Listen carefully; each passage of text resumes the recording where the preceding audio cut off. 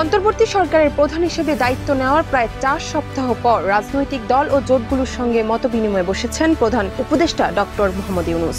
বৈঠকে বেশ কিছু সংস্কার প্রস্তাব দিয়েছে 7টি ইসলামী দল। তার মধ্যে অন্যতম দাবি হলো দুবারের অধিক যেন কেউ প্রধানমন্ত্রী না হয়।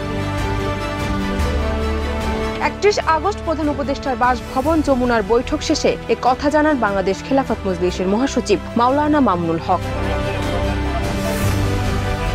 প্রধান উপদেষ্টার সঙ্গে বৈঠকে আমরা বেশ কিছু সংস্কার প্রস্তাব উপস্থাপন করেছি উল্লেখ করে মামুনুল হক সাংবাদিকদের বলেন, নির্বাচন ব্যবস্থার আমূল সংস্কার আনার দাবি জানিয়েছি। সংবিধানে আল্লাহর প্রতি আস্থা ও বিশ্বাস ফিরিয়ে আনতে হবে এবং ইসলাম বিরোধী কোনো আইন যেন না আসে। সবশেষে দুবারের অধিক যেন কেউ প্রধানমন্ত্রী না হয়।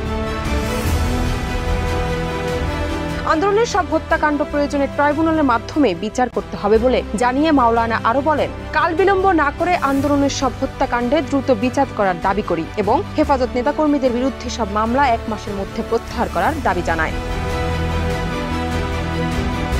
আগামী দিনে অন্তর্বর্তী সরকারকে সহযোগিতার ব্যাপারে প্রধান উপদেষ্টা যে আহ্বান জানিয়েছে সে বিষয়ে মামুনুল হক বলেন, সহযোগিতার বিষয়ে আমরা সাড়া দিয়েছি। প্রয়োজনীয় সংস্কার করে যেন নির্বাচন দেওয়া হয়, কাল বিলম্ব যেন না করা হয় সেই দাবিও জানিয়েছি। তবে প্রয়োজনীয় সংস্কারের বিষয় সুনির্দিষ্ট কোনো সময় বেঁধে দেওয়া হয়নি আমাদের পক্ষ থেকে। এর আগে বিকেল 3টায় রাষ্ট্রীয় অতিথি ভবন যমুনার প্রধান উপদেষ্টার সঙ্গে বৈঠক শুরু হয়। এতে অংশ নেন খেলাফত মজলিস, বাংলাদেশ খেলাফত মজলিস, হেফাজত ইসলামী, জমিয়তে উলামা ইসলামী, খেলাফত আন্দোলন এবং নিজামী ইসলামের নেতারা।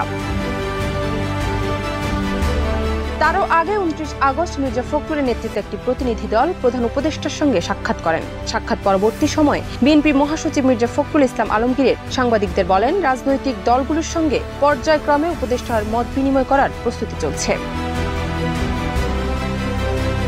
প্রসঙ্গক্রমে ছাত্র জনতার আন্দোলনের পর দেশের প্রধান রাজনৈতিক দল বিএনপির পক্ষ থেকে অন্তর্বর্তী সরকারের স্বাগত জানানো হলেও গত 24 আগস্ট থেকে দলের মহাসচিব মির্জা ফখরুল ইসলাম আলমগীর নির্বাচন প্রশ্নে অতি দ্রুত সংলাপের দাবি জানাচ্ছিলেন। তারপর থেকে বিভিন্ন রাজনৈতিক দলের সঙ্গে ধারাবাহিক মত বিনিময় সভা হচ্ছে প্রধান উপদেষ্টার সঙ্গে। উল্লেখ্য, ছাত্র জনতার আন্দোলনে গত 5 আগস্ট আওয়ামী লীগ সরকারের পতনের 3 দিন পর 8 আগস্ট অন্তর্বর্তী সরকারের দায়িত্ব বুঝে নেয় মোহাম্মদ ইউনূসের নেতৃত্বাধীন উপদেষ্টা পরিষদ। আওয়ামী লীগকে বাদ রেখে অন্যান্য দল ও সেনাবাহিনী আলোচনা করে এই সরকার গঠনের সিদ্ধান্ত নেয়।